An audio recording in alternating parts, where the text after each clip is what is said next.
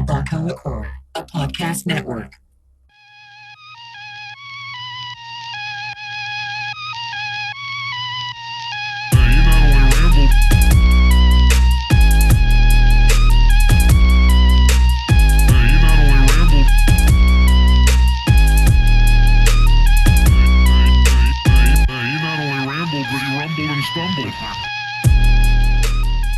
And again, I just got back from getting more tattoos done. The plan is I'm going to just fill up my arm. I was going to start above, like with the bicep area and all that stuff. But your boy got fat really bad over the pandemic. And I didn't realize how bad the arms were until I was like looking at placements for different tattoos. And I was like, oh man, like I'm hoping to fluctuate less or more might happen, but the plan is to do less, to like get like fucking slim down a little bit, you know, be a little less obese than I was yesterday type of thing. But I didn't want to get any ink done on the upper part of my arm and then distort it with me getting fatter or me getting less fat, whatever the case may be. My bet is gain more weight. My bet is I'm going to be over 300 by 2022. It's not what I'm going for. That's not the goal, but I'm keeping it real. That's where I am. That's the trajectory of my life so far today, right now. You know, so I was like, instead of getting it in like parts of me that like will expand or decrease or whatever it is, I was like, let's just go from the forearm up. You know, let's cover it up, dude. I'm liking getting tattoos, man. I really like it. It's cool. It's with the old homie from high school, Abel Garcia. He's at AB3 from TX Tattoo. Check out his work, man. I mean, he's starting to build his portfolio, his clientele list, all that stuff.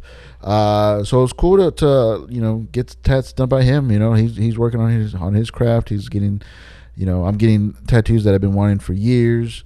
Finally done. Got to keep doing sessions. You know, this is gonna be my new Sunday thing until we both just like tap out and go like, okay, there's nothing to do here, nothing to see here, all the good stuff. But I'm digging. It's like a new drug feeling, you know, that I talked about it on the last podcast a little bit. That adrenaline rush, that pain, you know,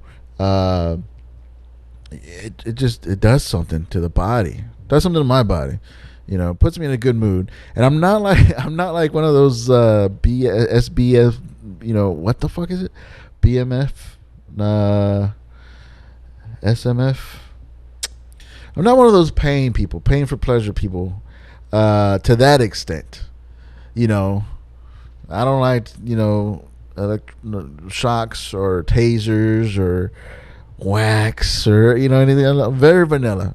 You know, as far, I don't know. Anyway, the pain is not the thing that I'm going for, but it does something to your fucking mind. It does something to your mental health, dude. I don't know why. I don't know how to explain it. I'm pretty sure you could Google it, or there's a YouTube thing explaining the highs that you get from tattooing, from the pain of tattoos and stuff like that. But I'm digging it, bro. I'm really fucking digging it, dude. I got a new piece inspired by one of my favorite bands, all-time favorite bands, Every Time I Die. And they have this track called Overstayer from Parts Unknown. The album Parts Unknown, I believe. And yeah, dude, I asked him if he could tattoo it on me. He's like, not a problem, let's fucking run it. It came out good, dude. It's exactly what I wanted it to look like. You know, the wavy lines, the all that stuff. I didn't want perfect clean lines, you know. I wanted the way the image was set up as. And I'm digging it, dude. It feels good to get something that I've been wanting to get done for a while. Getting that stuff accomplished, liking that, man. But yeah, support the homie, dude. Like like I said, he's putting his what is it called, portfolio together, trying to grow his business, his clientele. So if you're looking to get that tattoos, man, he does good deals. He'll work with you. and he's a cool dude to just to be around for however long it takes to get the tattoo done. But check him out at AB3 from TX Tattoo on Instagram and all that stuff. I posted a picture of the newest piece that I got, and I tagged him on that. So if you just want to go to my social at your homie Pat and check out the tattoo, and then like his page and keep up with what he's doing. You know, if you're not ready to get a tattoo done right now, you just want to keep up with what he's doing, what he's working on, how he's progressing and all that stuff. Just give him a follow, and then when you're ready to get some work done, hit him up, man. Hit him up. But it was cool, man. Just getting that done, getting the tattoo done, just fucking talking shit, dude. You know, talking about life, talking about, you know, just different stuff.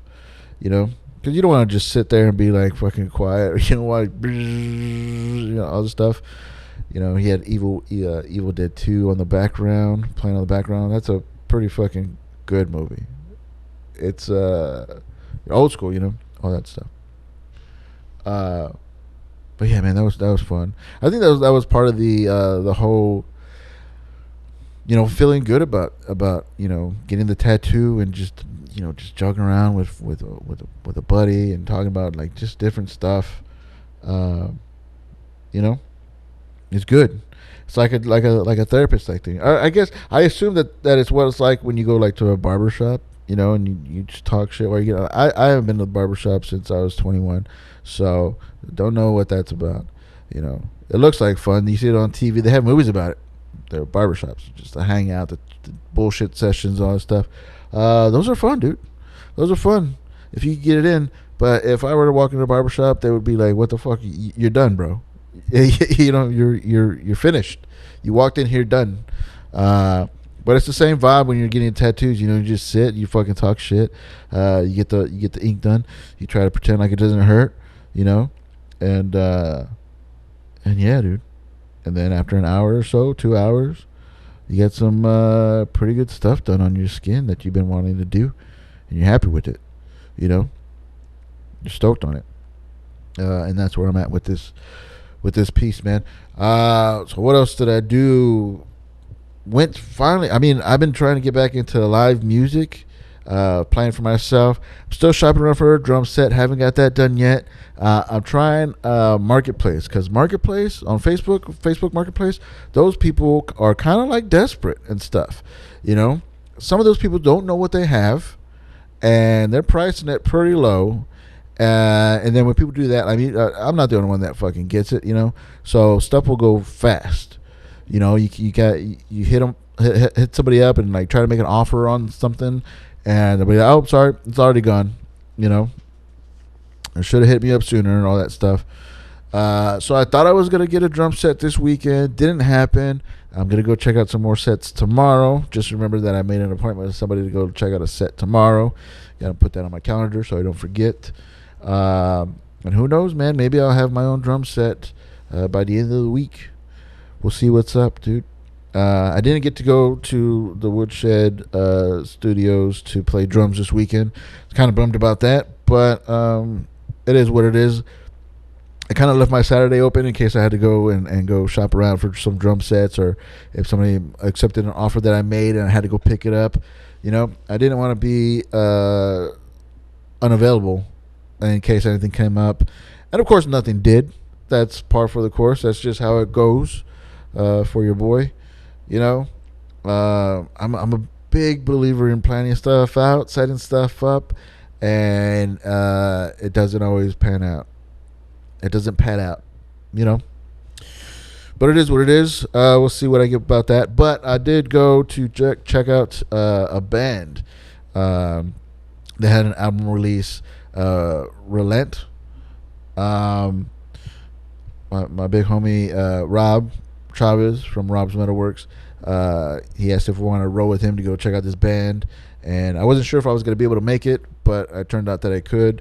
And then went out to Fitzgerald's, checked out some live music, dude. Hung out with Rob.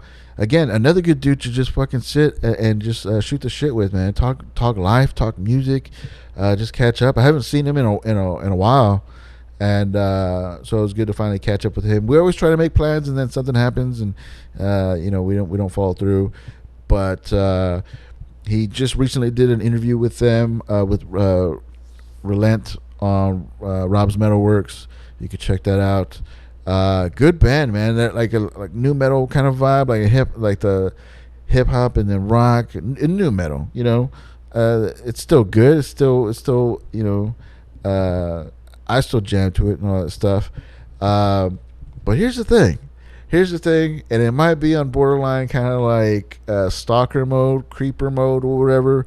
But check out this band. Look at this band. Okay, Relent, RELENT. Sometimes they stylize as RLNT. Right. Okay. So a friend of mine has sent me a picture of this band a long time ago. He sent me this band photo, and he was just joking. He's like, "Man, what are you doing in this photo?" And at first glance, I was like, "Did you do like this face swap app on this dude or what?" Because this guy, and I don't know, I hate to put it out there like this, and everybody's like, "No, you're completely out of your mind. There's no connection at all." But this guy could be my doppelganger, or I his. We look very similar.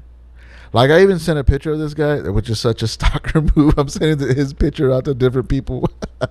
It sounds bad. It's not as bad as it sounds. Like, I'm not crazy. I'm not single white femaling him or anything like that. I don't want his life. All I'm saying is that we have similar features in the face area, And I sent the picture to my sister, and she just glanced at it real quick because she was busy or whatever. And then she's like, "When did you have long hair?" And then she looked at the picture again. She's like, "Oh, I thought that was you." I was like, "Yeah, that's why I'm sending it to you. This guy looks exactly like me." I don't know. But yeah. And I told Rob about it. I said it to Rob. I was like, "Dude, this guy." I said it to a lot of people, just trying to get like a second opinion on this thing, because it's so weird to say like, "Oh, this guy looks like me," and then like everybody's like, "Dude, you're fugly as fuck. This guy, why are you insulting this guy and all this stuff?" And I'm secure in my manhood and all this stuff. The guy's a handsome fella. The drummer from Relent, handsome dude. Because he looks like me. I don't know how, if there's any connection in our family trees or whatever, But yeah, it just blew my mind. You ever see your doppelganger? Have you ever met somebody that looks kind of like you, and yet you're not related to? Somebody a complete stranger. Have you ever seen a complete stranger that you don't know, but you know their face? Because it's your face, sort of. But anyway, so I went to go check out the band. Got to hang out with Rob Chavez. That was fun, man. It was fun to go out and see fucking live music, rock music, jam out, dude. Fucking rock out to a live band, and just be out there. Like, it's been a while. So that was fun, dude. Live music is fucking cool, man. I'm really thinking that I am gonna try to put a band together. I miss that shit. I miss jamming out with people. I miss creating something out of nothing. Fuck, I just miss making noise with people. It's fun to do. And it's fun to put something together that wasn't there before. It's fun to create something that just wasn't there. So who knows, man? I mean, I'm still working on getting my own drum sets. I'm still working on building up my chops. But dude, it would be fun to jam out. If anybody's interested in jamming out, man, just hit me up. Just let me know if you're interested. I will tell you this right now. I don't know how serious I am going to be about it. Is one week, 1 day a week good for you? Is every other week good for you? Is that enough to just jam out? And I'm trying to tell myself to not get carried away, because that's how I always do when I start a project. I get carried away with shit. I was like, all right, this is a band, which is like a family, which is like a marriage, which is like, you know, we're each other's lives now. We are each other. We are I, type of shit.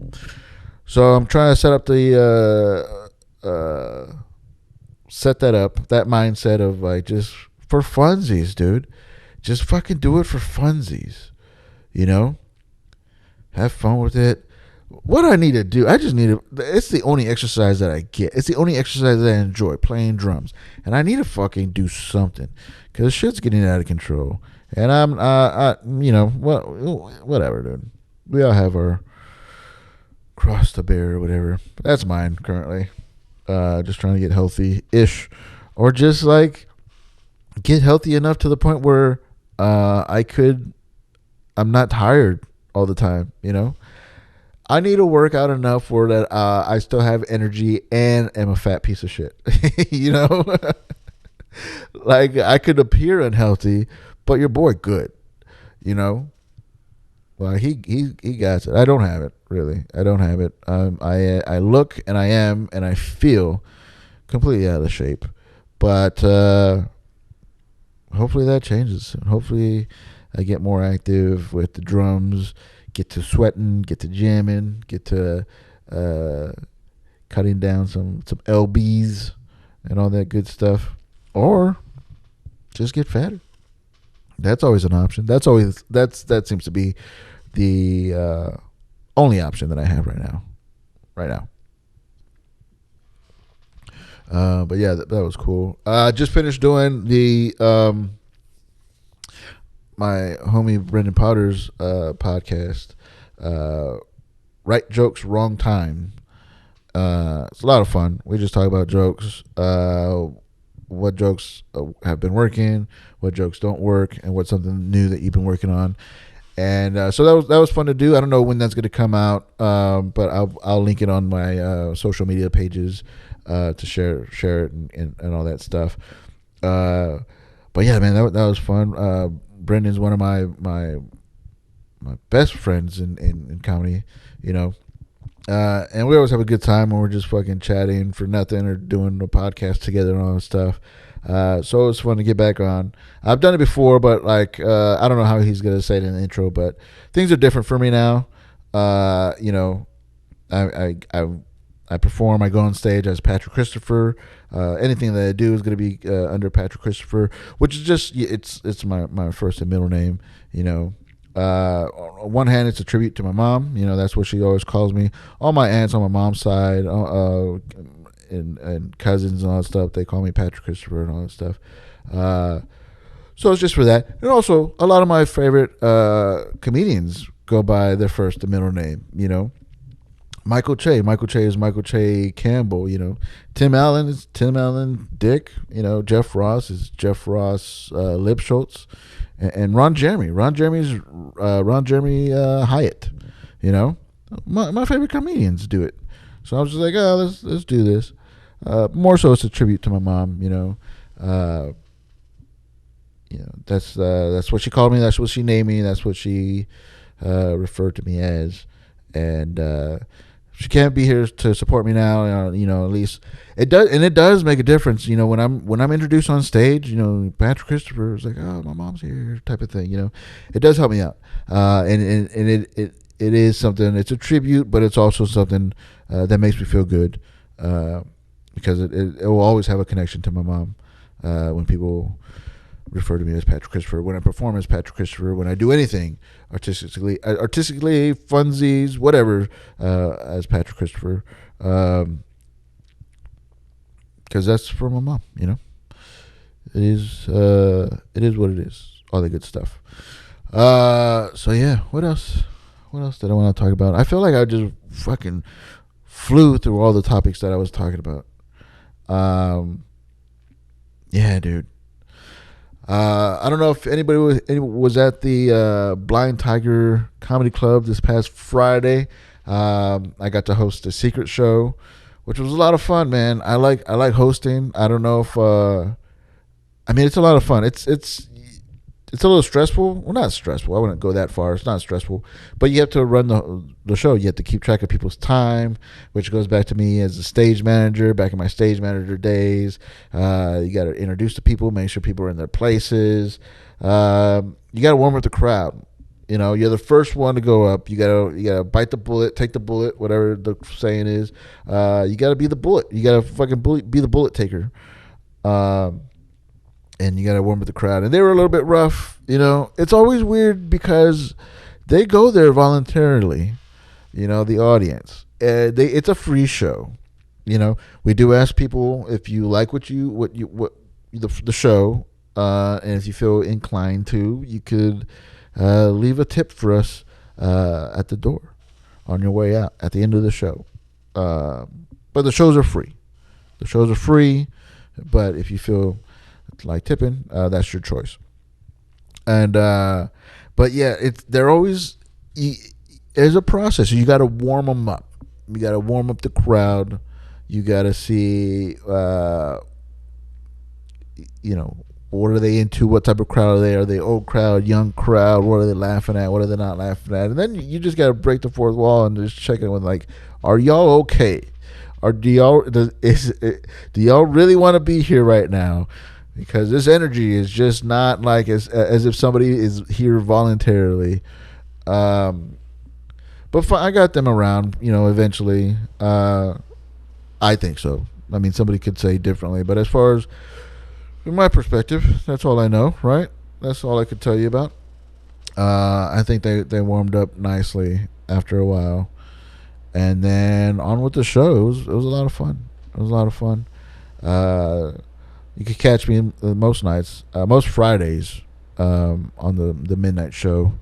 And they're always free, but tips are appreciated and all that good stuff. You know? Oh, the wife had got at work. She works downtown. She works in a restaurant. She works with people in the service industry. And one of her customers on Friday just decided to give her 2-3 day passes for the big Texas Comic-Con that was going on downtown. You know, which was cool. I'm not really big into Comic-Cons and stuff. I'm not an autograph person, as far as like going someplace where I know somebody's gonna be to try to get an autograph. I do like meeting people like in the wild and talking to them and getting autographs with them. I'm not really an autograph collector because I don't really do anything with them. Like some people sell them, some people like ask for autographs to just fucking sell them on eBay, whatever. I'm not really that type of person, but I will tell a funny story after this that I've told plenty of times, but since it's refreshed in my memory because of this. But so we weren't able to go on Friday because she got out of work late, and by the time she got out there, they're like, oh, we can't, you know, we're not letting anybody in, we're almost shutting down for the day.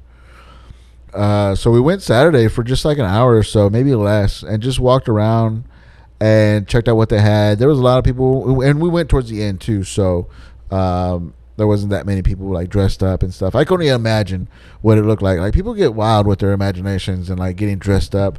I was never really a dress up person. I never really liked having like makeup and stuff like for Halloween. Never liked having makeup on the face or playing like a character and stuff.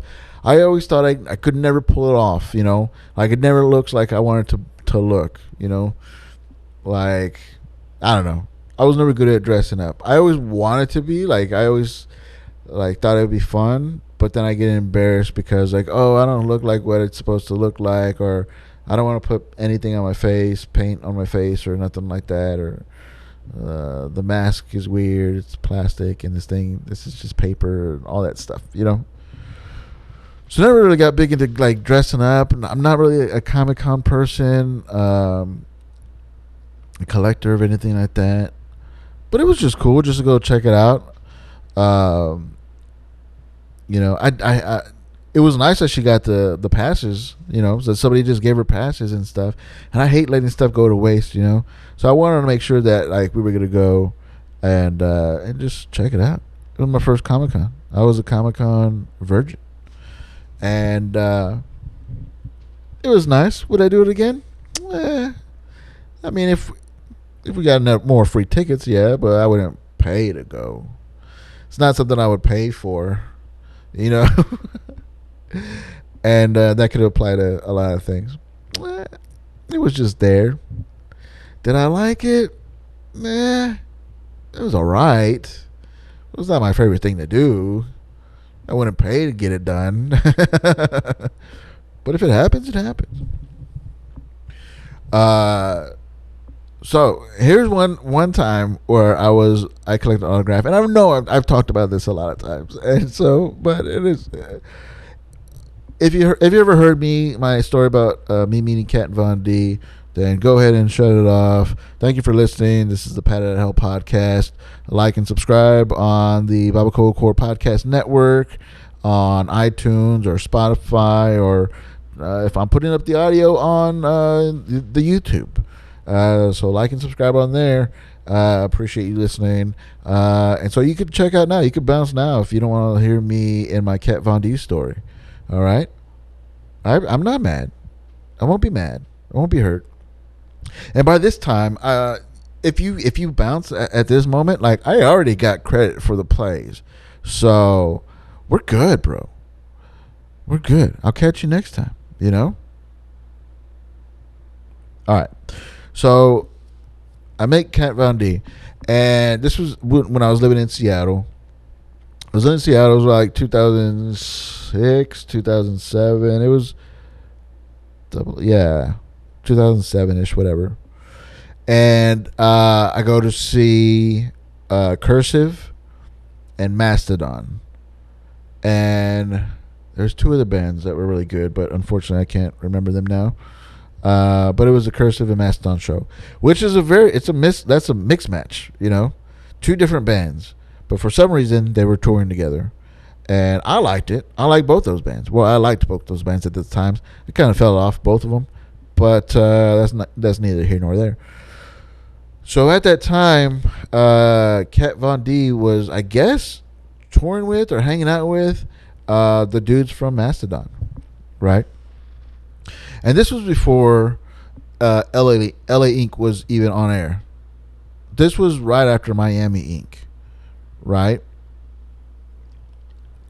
I think it was right before they even showed that she left Miami Inc., or she got fired, or she was let go, or she quit, whatever the case is. This was before that. Right before that, I assume.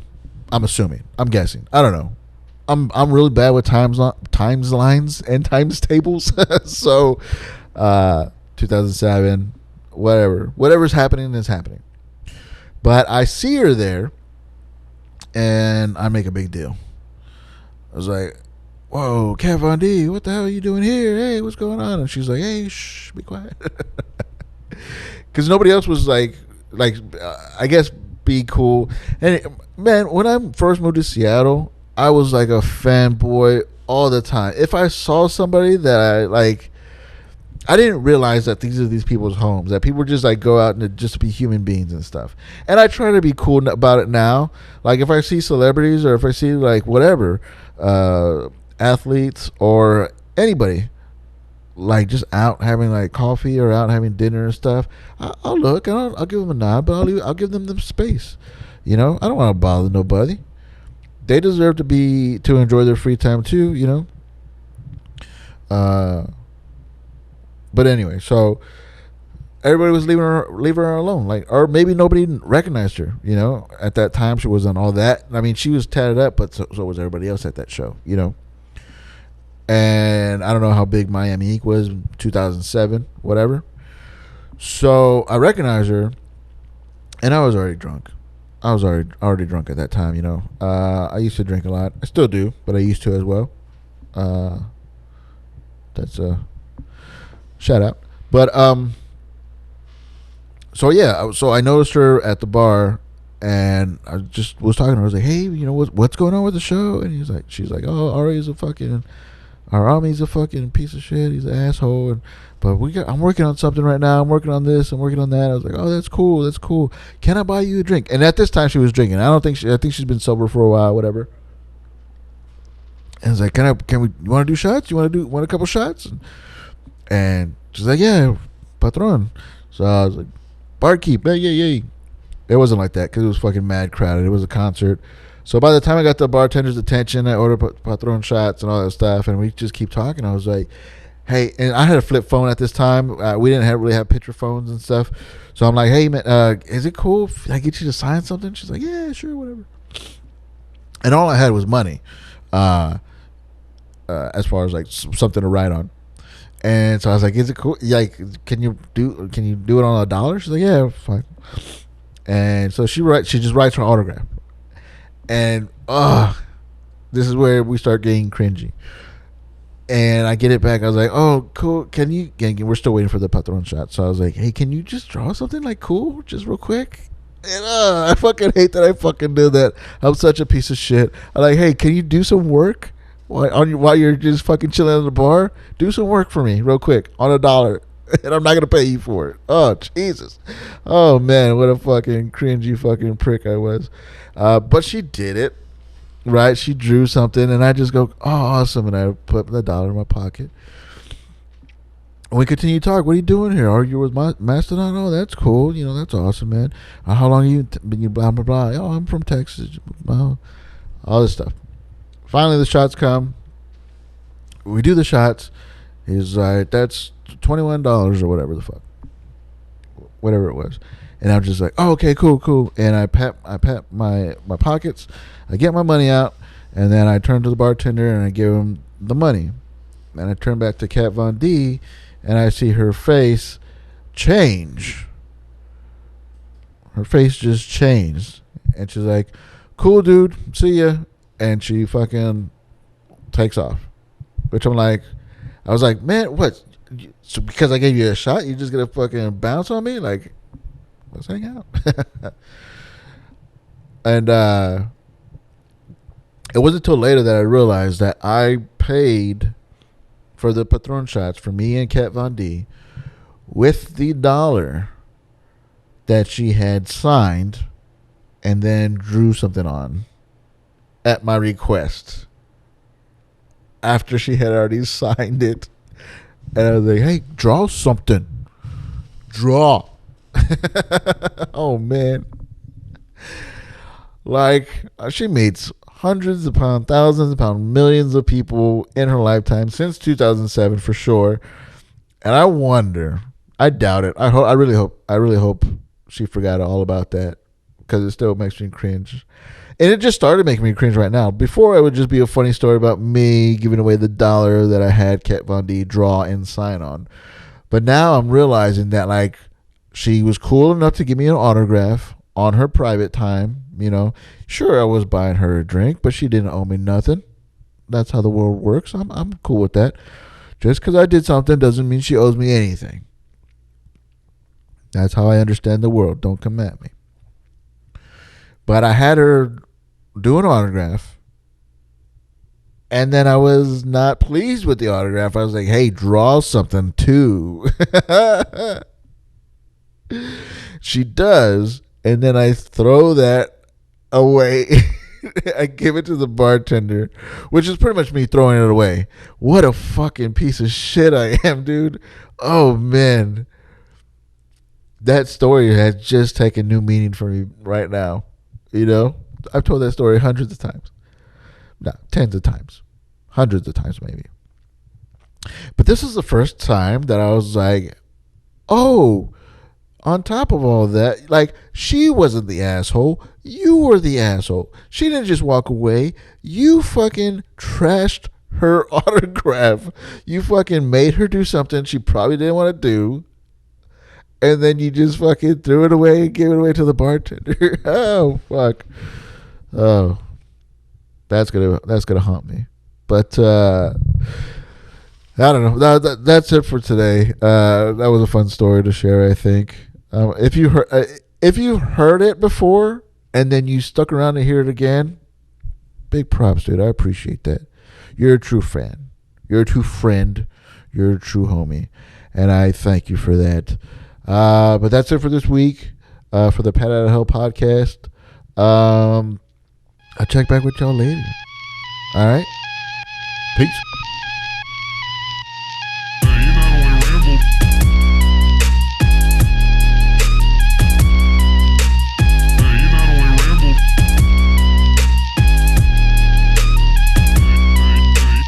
He not only rambled, but he rumbled and stumbled.